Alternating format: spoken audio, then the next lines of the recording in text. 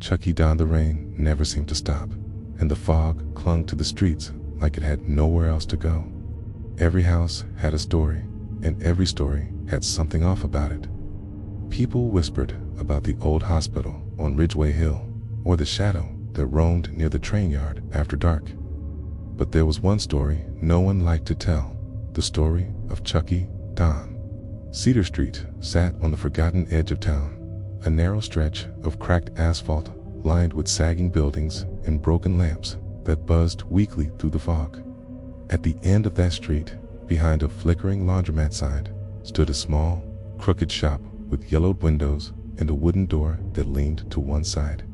The paint on the sign above the door had mostly peeled away, but you could still make out the faded words, Don's Toy Repairs, since 1971. The man who owned it was known only as Chucky Don. No one remembered where the name came from, but everyone used it. He was a thin, wiry man with round glasses and fingers that trembled when he smiled. He wore the same dark apron every day, stained with varnish and dust. People said he used to work in the old toy factory outside town before it burned down in the 70s after some kind of incident. Now he worked alone, fixing broken toys for anyone who needed them. Dolls, teddy bears, wind-up monkeys. He could make anything look new again, but the toys never felt right after he touched them. They moved differently. They looked different. And sometimes people swore, they whispered when no one was around. One cold November afternoon, 10-year-old Evan Miller waited outside Duskfield Elementary long after the buses had left. His mother was running late again, and by the time he started walking home, the rain came down in icy sheets. He ran until he found shelter under the laundromat awning, clutching his backpack to his chest as thunder rolled in the distance. That's when he saw the light. A dull orange glow seeped from the toy repair shop behind the building, the same one the older kids told stories about, the one they dared each other to touch after dark. As he watched, the door creaked open. Chucky Don stood in the doorway, half hidden by shadow. "Cold day for waiting," he said in a gravelly voice. "You can stay inside until the rain stops. I don't bite." Evan hesitated. His heart thudded in his chest, but the rain was freezing, and the man looked harmless, just old, lonely, maybe. Against his better judgment, he stepped inside. The shop smelled of glue, oil, and something metallic underneath. Every surface was covered with toys, dolls with missing eyes, tin soldiers, puppets, and porcelain faces staring from the shelves. A single bulb swung above them, casting long shadows that made the dolls look alive. The air hummed faintly, like static. Don closed the door behind him. "Don't be afraid of them," he said gently. "They just get lonely sometimes." Evan stood by the door, dripping onto the warped floorboards. "Do you like toys?" Don asked, his voice calm, almost soothing. "Not really," Evan muttered. "That's all right," Don said, with a small smile. "Most boys don't, but I fix more than toys here. I fix memories." He nodded toward a shelf near his workbench, where dozens of cassette tapes were lined up in neat rows. Each tape was labeled with a name written in precise cursive: Ella, Mason, Harper, Lily. Evan frowned. "What are those?" "It's voices," Don said. "Children's voices. Some of them are broken, like their toys. I fixed those too."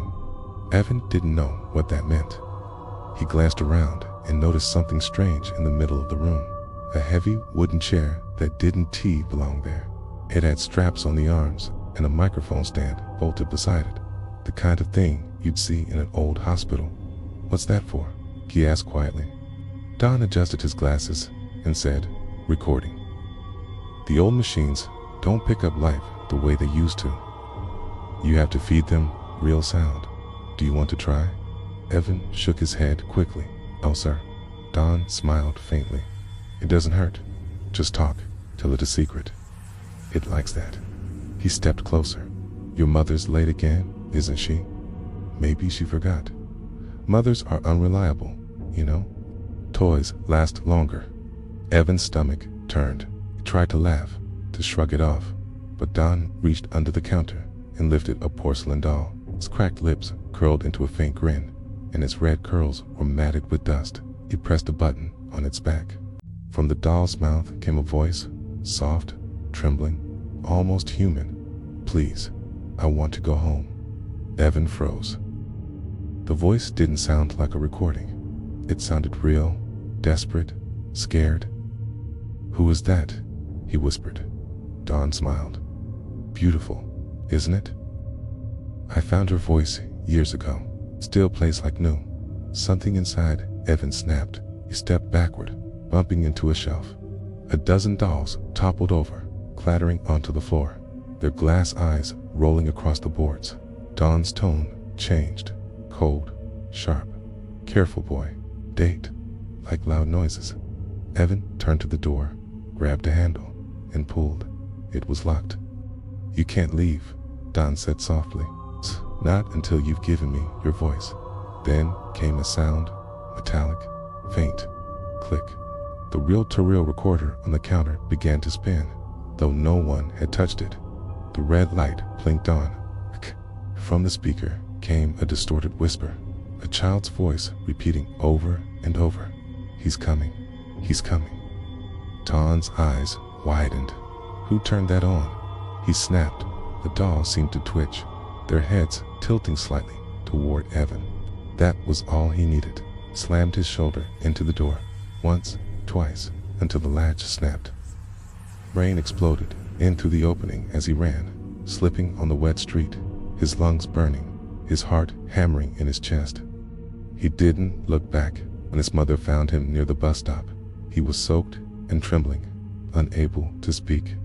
She called the police, and they went to the address Evan described. But when they arrived, there was nothing there. No toy shop, no Chucky Don, no dolls. It's just an empty, boarded-up building with a for-lease sign and layers of dust so thick it looked like the place had been touched in years.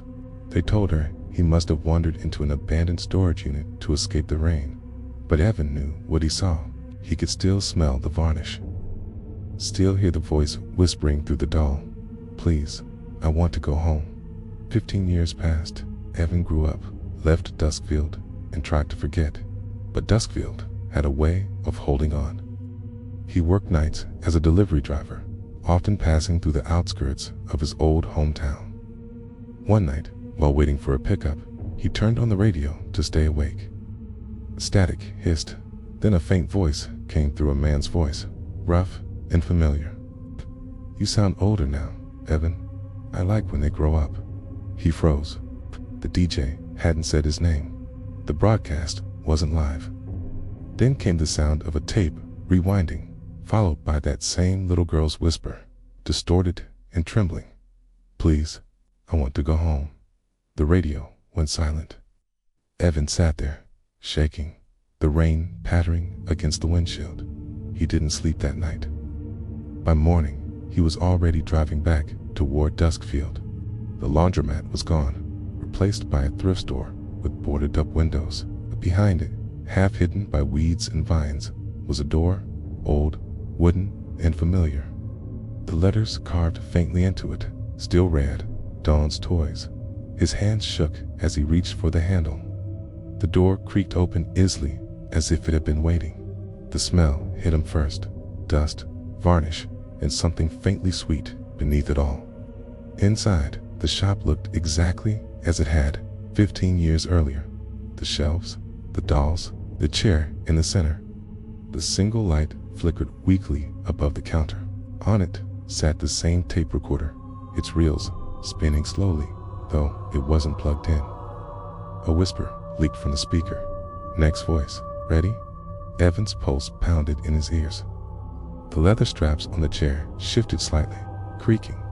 He took a step back, but the air seemed to thicken around him.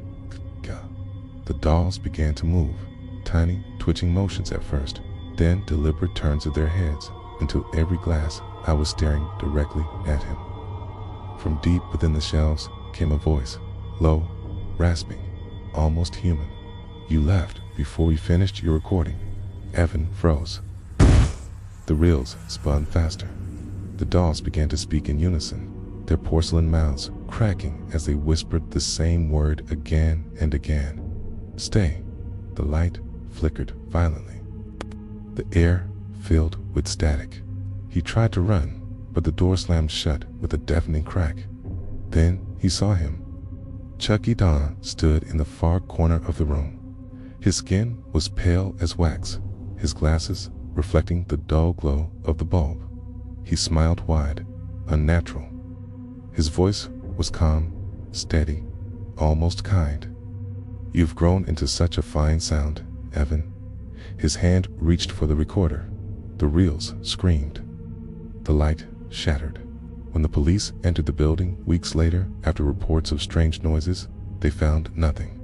No toys, no chair, no man, just an empty shop covered in dust. On the counter sat a single cassette tape. Written on the label, in perfect cursive, were two words, E-B-A, incomplete.